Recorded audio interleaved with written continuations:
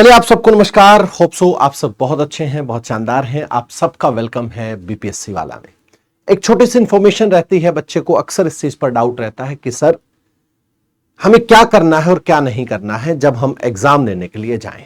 तो आज उन्हीं चर्चा के बारे में मैं आप लोगों से साझा करने के लिए आया हूं, कुछ बातें जो आपके एग्जाम के लिए या जो आपका 13 सितंबर का जो एग्जाम है जिसका आप बेसब्री से इंतजार कर रहे हैं, उसकी क्या आपको छोटी छोटी बातों पर ध्यान रखना पड़ेगा जो आपके एग्जाम के लिए एग्जाम में जाने से पहले आपको टेंशन फ्री रखेंगे।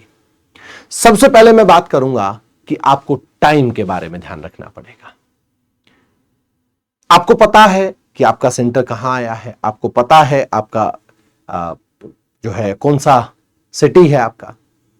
तो बहुत ज्यादा एक ऐसे समय पर नहीं पहुंचना है कि बिल्कुल टाइम टू टाइम जा रहे हैं। अगर थोड़ा सा भी इश्यू आता है तो बच्चा कहीं ना कहीं हम सफर करेंगे। तो आप सबसे मेरा निवेदन है कि जो बच्चा 71st एग्जाम देने के लिए जा रहा है 13 सितंबर को, तो उसके लिए बीपीएससी कुछ गाइडलाइंस भी देता है। तो आप लोगों को कहता है कि आपको टाइम के अकॉर्डिंग अगर यहां पर बात की जाए तो आपको कम से कम 2.5 घंटे जो है वो पहले पहुंचना होता है। कम से कम 2.5 घंटे पहले पहुंचना होता है। लेकिन फिर भी अगर टाइम से पहुंचे, मैं तो यही कहूंगा आप लोगों को, क्योंकि आपकी जो एंट्री है वो 11 बजे तक ही होगी।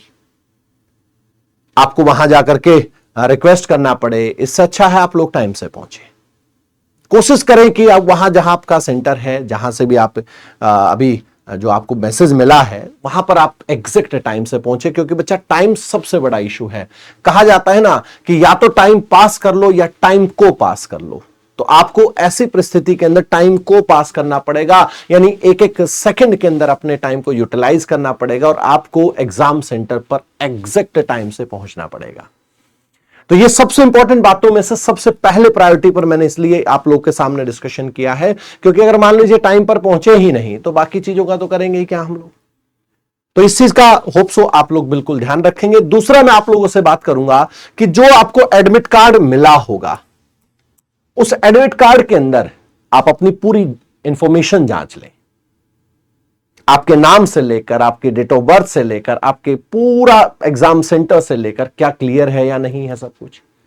और आपके एडमिट कार्ड पर जो बारकोड है उसको देख ले, क्या वो क्लियर दिखाई दे रहा है या नहीं दिखाई दे रहा है।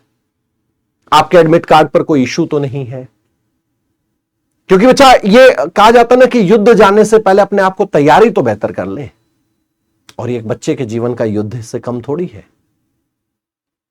तो आपको इस चीज पर थोड़ा सा ध्यान देना होगा कि आपका एडमिट कार्ड प्रॉपर है, उसके ऊपर बारकोड, उसके अंदर पूरा डिटेल आपको प्रॉपर दिखाई दे रहा है या नहीं दे रहा है।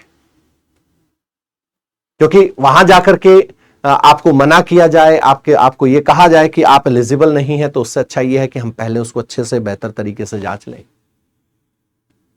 इसके साथ साथ तो ध्यान रखना है, सेकंड पॉइंट यहां पर आपके एडमिट कार्ड और साथ ही साथ उसके ऊपर जो बार कोड दिया हुआ है, क्या उस बार कोड के अंदर क्लियरेंस है या नहीं है।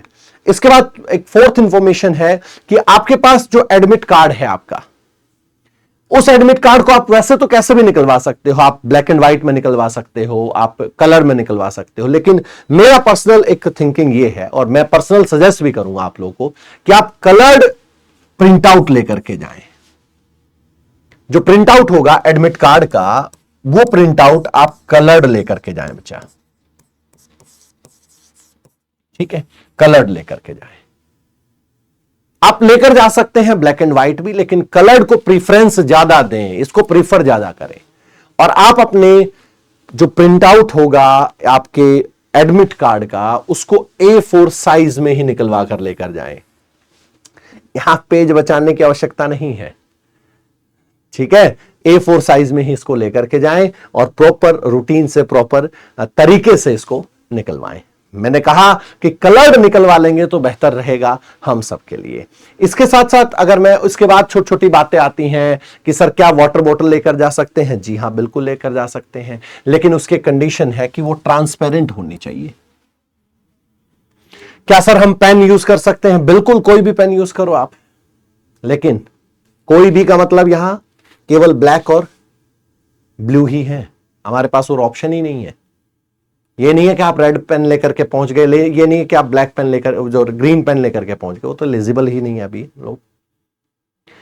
आपको यहां क्या यूज नहीं करना है मैं बता देता हूं। आपको यहां जेल पेन यूज नहीं करना है,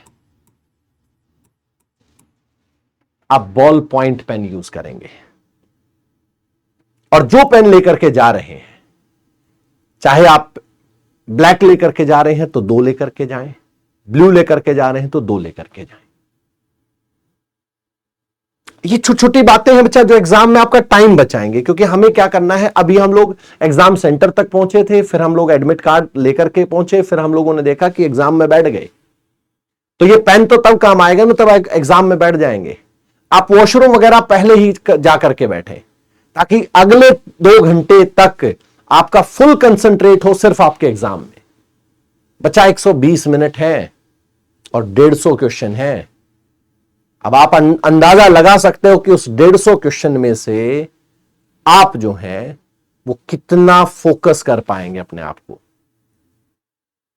क्योंकि समय के अकॉर्डिंग तो क्वेश्चन ज्यादा है भैया। अगर आप वहीं जा रहे हैं, कभी पानी पीने जा रहे हैं, कभी आप वॉशरूम के लिए जा रहे हैं, तो आप फिर एग्जाम देने के लिए नहीं गए ना, आप तो एक टाइप से वहां टाइम को निकालने के लिए बैठे हैं। कुछ भी चीजें ऐसी हैं जो फोकस करना पड़ता है, एकदम से फुल्ली फोकस्ड होना पड़ेगा आपको एग्जाम के लिए। तो कुछ बातों को एकदम से अवॉइड करते हुए चलिएगा। आप पेन लेकर के जाइए, और दूसरा पेंसिल वगैरह यूज मत करिएगा। जो आपको ओएमआर सीट पर जो आप लोग भरते हो उसके अंदर पेंसिल तो यूज मत करिएगा। बेसिकली ये गाइडलाइन उन बच्चों के लिए काम आएगी जो बच्चा पहली बार एग्जाम देने के लिए जा रहा है, जो ऑलरेडी गया हुआ है, उसको पता है कि भाई पिछले साल मेरे साथ ऐसे कोई 70th एग्जाम देने के लिए गया था, तो ये चीजें हुई थी, तो अब की बार क्या होगा उसको पहले से पता है। लेकिन ये गाइडलाइन उन बच्चों के लिए है जो पहली बार एग्जाम देने के लिए जा रहा है, ये उसके लिए इंपॉर्टेंट है। साथ ही साथ बच्चा पूछता है कि सर ड्रेस कोशिश करो सिंपल पहन के जाओ।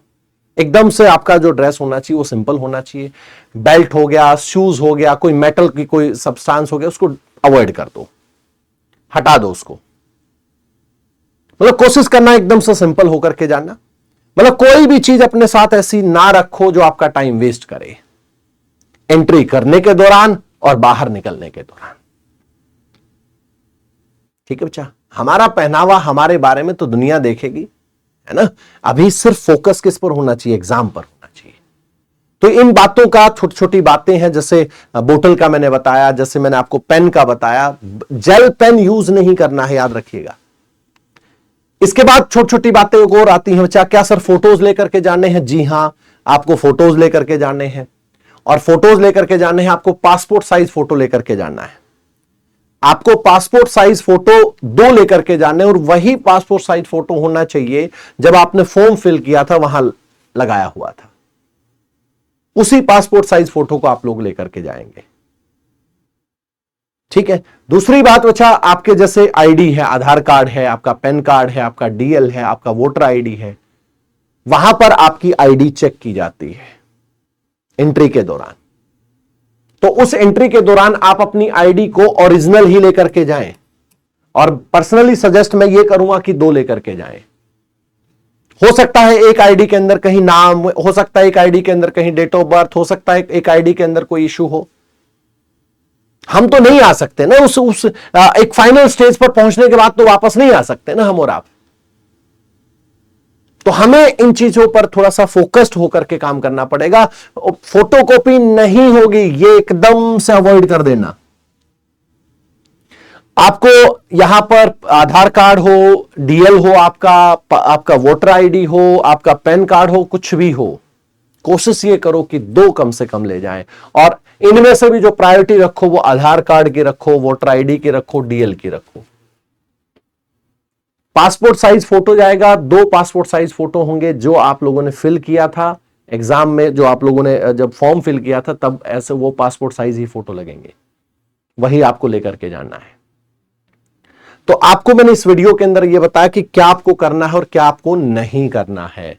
तो एक छोटे से इंफॉर्मेशन के लिए आपके लिए एक वीडियो थी। जो बच्चा न्यूली या फर्स्ट टाइम एक बच्चा जा रहा है एग्जाम देने के लिए, उसके लिए ये वीडियो काफी इंपॉर्टेंट है।